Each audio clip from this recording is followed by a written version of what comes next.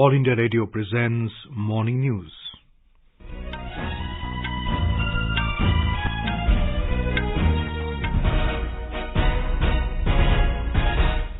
Good morning. I'm Abhishek Mukhopadhyay. The headlines. Prime Minister Narendra Modi to address post-budget webinar on the ease of living through technology this morning. 85% voting recorded in Nagaland, while Meghalaya registers 75% voting in yesterday's assembly polls. Delhi Deputy Chief Minister Manish Sisodia sent to 5-day CBI custody in connection with the excise policy case. Government is committed to the welfare and upliftment of the tribal community, says Tribal Minister Arjun Munda. A terrorist killed in an encounter with security forces in Pulwama district of Jammu and Kashmir. And US says Pakistan made little progress in eliminating terrorist organizations.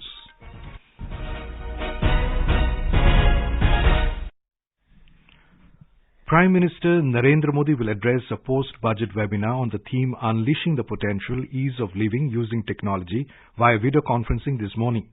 The webinar involves discussion on the budget announcements pertaining to the theme and the specifics catering to the Minister of Electronics and IT Ministry. It would also include specifics of Department of Justice, Department of Telecommunications, Department of Expenditure and Department of Commerce. Discussions will take place on the budget announcements related to DG Locker entity, national data governance, fintech services, Mission Karma Yogi, e-courts, 5G among others. Stakeholders and experts from state governments, industries, startups, academia and civil societies will deliberate and carve out milestones and implementation plan. In Nagaland, over 85% polling has been reported till the reports last came in. Barring a few incidents, the polling remained by and large peaceful. All the EVMs have been kept in strong rooms amidst tight security. Counting of votes will take place on the 2nd of March. CEO V. Shashank Shekhar said that the 3-tier security measures have been put in place to ensure the safety of the EVMs. A total of 183 candidates are in the fray in Nagaland, including 4 women candidates. 3-tier security for the EVM strong rooms as well as the counting centers. So the inner circle, the closest circle is guarded by Central Armed Police Forces. Then other 2 cordons are by the police, either the armed police or the state police district executive force. In addition to that, the entire strong room is continuously 24/7 under CCTV coverage, so every activity is monitored. And then that CCTV feed is even allowed to be seen outside the immediate context of the strong room by even the political parties are allowed to watch, so that they are convinced that there is no attempt at breach of protocol as far as the security of the strong rooms is concerned. In Meghalaya, about 75% of voters cast their vote in yesterday's polling.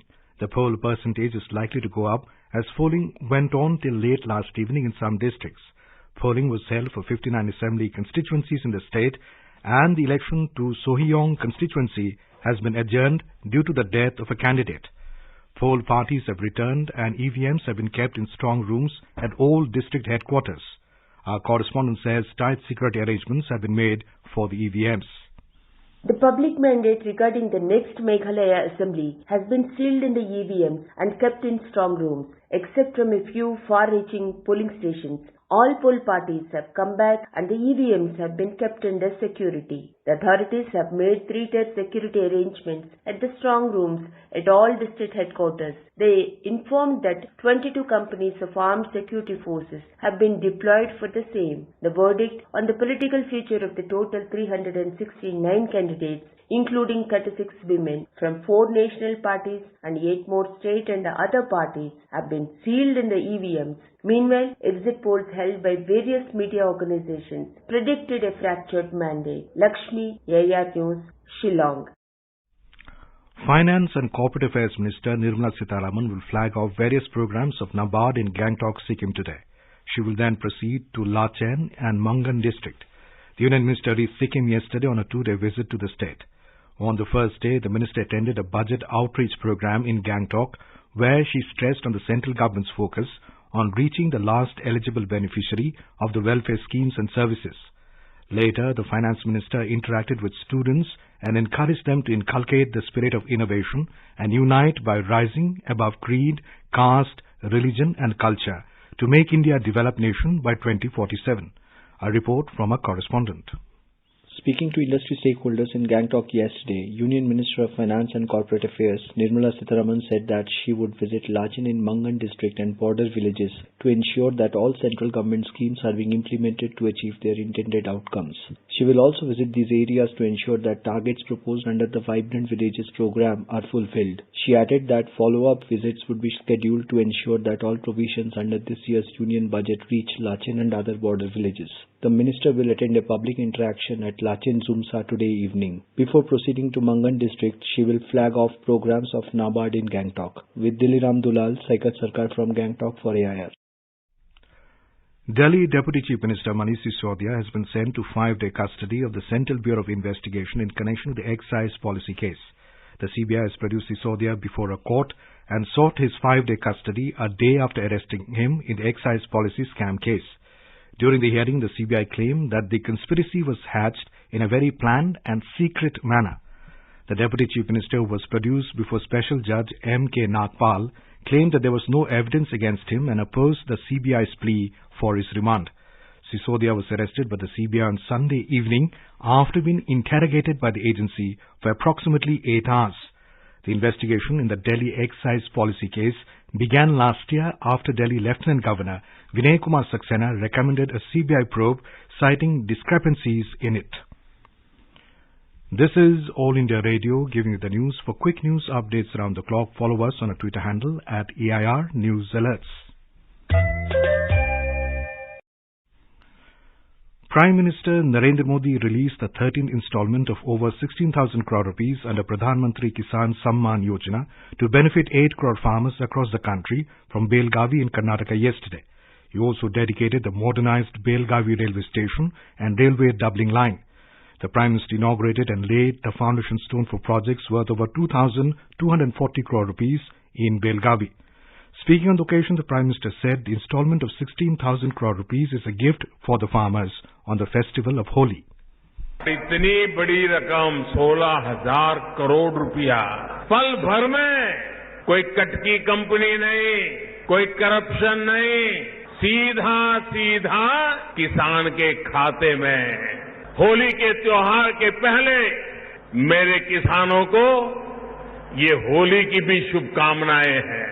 आज का बदलता हुआ भारत हर वंचित को वरीयता देते हुए एक के बाद एक विकास के काम कर रहा है। The Prime Minister said that the double-engine government in the centre and in the state have ensured that the government programs and policies are implemented quickly. He gave the example of the Jal Jeevan Mission that guarantees tap water supply to households. Prime Minister said that the tap water supply coverage in rural Karnataka has increased from 25% to 40%. The union budget allocation for agriculture has increased from 25,000 crore rupees in 2014 to 1,25,000 crore rupees now. In the Kashmir Valley, one terrorist has been killed in an encounter which began at Padgampora village in Avantipora area of South Kashmir's Pulwama district late night yesterday. According to police, a joint team of Army, CRPF and J&K police launched a cordon and search operation in Padgampora village after having credible inputs about the presence of some terrorists in the area. As the joint team approached the suspected spot, the hiding terrorists fired upon the security forces, triggering an encounter. One terrorist has been eliminated in the operation so far, whose identity has been ascertained. The operation in the area was going on till reports last came in. Details are awaited. The US has said that Pakistan has made meager progress in its pledge to dismantle all terrorist organizations without delay or discrimination. In a report on Country Reports on Terrorism 2021, Pakistan, the US Bureau of Counter-Terrorism says Pakistan experienced significant terrorist activity in 2021. The report says number of attacks and casualties was higher than in 2020, according to major terrorist groups that focused on conducting attacks in Pakistan. These included Tehreek-e-Taliban Pakistan, the Balochistan Liberation Army, and ISISK. Prime Minister of Italy, Giorgia Meloni, will be on a 2-day visit to India from Thursday. She will be accompanied by the Deputy Prime Minister and Foreign Minister Antonio Tajani and a high-powered business delegation. The Italian Prime Minister will be the chief guest and the keynote speaker at the 8th Raisina Dialogue 2023. The visiting Prime Minister will call on President Draupadi Murmu in the afternoon on 2nd of March. Prime Minister Narendra Modi and his Italian counterpart will hold discussions on bilateral, regional and global issues. External Affairs Minister Dr. S. Jaishankar will also call on her. During the visit, a business roundtable will be organized, which will be co-chaired by the Deputy Prime Minister and Foreign Minister Antonio Tajani and Minister of Commerce and Industry Piyush Goyal. India and Italy are celebrating 75 years of establishment of diplomatic relations this year. National Tribal Festival Adi Mahotsav successfully concluded in New Delhi yesterday. The 11-day festival was organized at Major Dhyan Chand National Stadium. The festival registered the sale of more than 3 crore rupees. Minister for Tribal Affairs Arjun Munda and Minister for Environment, Forest and Climate Change Bhupendra Yadav attended the closing ceremony. Speaking on the occasion, Union Minister Arjun Munda said that tribals have been conserving and preserving natural resources since time immemorial. He added that tribals are the protectors of the environment, which is the need of the hour in view of global warming and climate change. During the festival, more than 600 Ayushman Bharat health account cards for artisans and visitors and 16 Ayushman Bharat cards for the artisans from different states were created. The theme of the festival was a celebration of the spirit of tribal entrepreneurship, crafts, culture, cuisine and commerce, which represents the basic ethos of tribal life. It featured exhibition cum sale of tribal handicrafts, handloom, paintings, jewelry, cane and bamboo, pottery, food and natural products, gifts and assortment, tribal cuisine and much more through 234 stalls. More than 1,000 of tribal artisans, artists, healers, chefs and cultural groups participated in the Adi Mahotsav. In cricket, the third test between India and Australia of the Border Gavaskar Trophy will begin in Indore tomorrow. India have retained the trophy, winning first 2 tests. Despite the loss, Australia are currently topping the WTC points table with 136 points, while India plays second with 123 points. The 4th test will be played at the Narendra Modi Stadium, Ahmedabad, from 9th to 13th March. And now, for a look at today's newspapers, it's over to Navneet Singh. Thank you, Abhishek. The Meghalaya and Nagaland polls are noticed by most of the papers. Heavy, peaceful polling in Meghalaya, Nagaland leads the Hindu. Exit polls predict a saffron edge in Northeast elections, says Hindustan Times. Sisodia hiked profit margin, says CBI. Gets 5-day remand, reports the Tribune. The Statesman quotes the government as saying advertisements should not mislead consumers. The Pioneer quoting Union Minister of State for Personnel Jitendra Singh as saying G20 to discuss ways to speed up eco-offenders extradition. Italy Prime Minister in Delhi this week. G20 meet begins Wednesday. Aussie Prime Minister to visit India in March, reports the Asian Age.